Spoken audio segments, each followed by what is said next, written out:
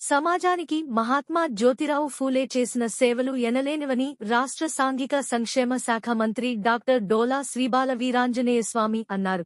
జ్యోతిరావు ఫూలే వర్ధంతి సందర్భంగా గురువారం ఒంగోలు కొత్త మార్కెట్ సెంటర్లో ఉన్న ఆయన విగ్రహానికి జిల్లా కలెక్టర్ తమీం అన్సారియా, ఒంగోలు మేయర్ గంగాడ సుజాత, పర్యాటకాభివృద్ధి సంస్థ chairman doctor Nookasani Balaji, BC సంఘాల నేతలు, వివిధ సంఘాల నాయకులతో కలిసి ఆయన పూలమాలలు వేసి నివాళులర్పించారు.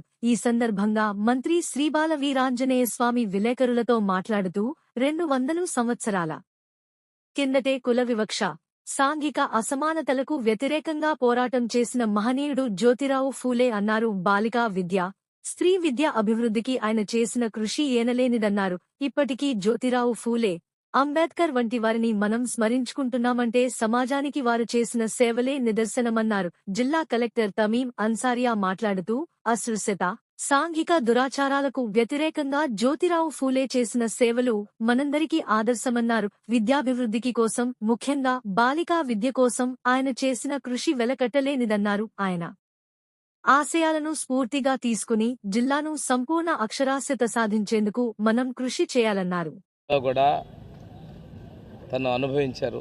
సుమారు దగ్గర 200 సంవత్సరాల క్రితం జన్మించినప్పటికీ కూడా ఆ రోజులో ఉన్నటువంటి సామాజిక రుగ్మతల్ని చవిచూసి విద్యను కొనసాగించి తన విద్యతోటి ఈ వివక్ష మీద, బాలికా విద్య మీద, మహిళా విద్య మీద, దళిత గిరిజనుల విద్యల మీద ప్రోత్సహిస్తూ సామాజిక రుగ్మతల్ని తరిమి కొట్టేందుకు ఎనలేని కృషి చేశారు. వారి దంపతులు ఇద్దరు కూడా సమాజంలోని ఈ వివక్షల మీద విద్య కొరకు ఉద్యమాలు చేశారు. ఈరోజు వారు చనిపోయి దగ్గరగా 130 సంవత్సరాలు అవుతూ ఉంది. వారు జన్మించి 200 సంవత్సరాలు కావస్తుంది. అయినప్పటికీ వారి సేవలను గుర్తుపెట్టుకుంటూ జాతి యావత్తు వారికి నివాళులు అర్పిస్తున్నారంటే వారు చేసిన ప్రదాత మహాత్మా జ్యోతిరావు ఫూలే గారి వర్ధంతి సందర్భంగా ఈరోజు ఆయన స్టాచ్యూకు నివాళి అర్పించడం జరిగింది. ఆయన స్త్రీ విద్య అవసరాన్ని గుర్తించి అప్పుడే మహిళల కోసం ప్రత్యేకంగా స్కూల్స్ ఓపెన్ చేసి కృషి చేశారు, ఒక రెవల్యూషన్ చేశారు. అదేవిధంగా కుల వ్యవస్థను, కుల వివక్షను, మూఢనమ్మకాలను ఎదిరించారు.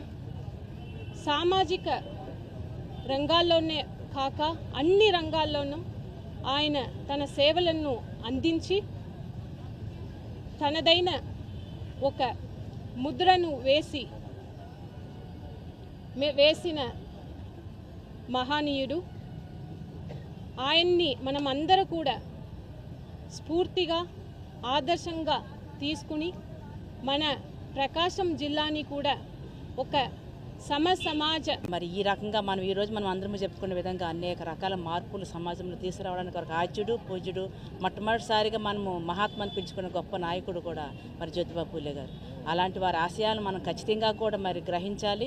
అంతేకాకుండా ఇప్పుడున్నటువంటి నాయకులు కానివ్వండి, ప్రభుత్వాలు కానివ్వండి, వారి ఆశయాలను ఖచ్చితంగా అమలు చేసే విధంగా కనుక ముందుగంజలో ఉన్నట్లయితే ఈరోజు ఉన్నటువంటి ఇంకా కుల వ్యవస్థ ఇంకా ఉంది. మనకి ముఖ్యంగా గ్రామాల్లో అయితే ఇంకా కుల వివక్ష ఇంకా ఉంది.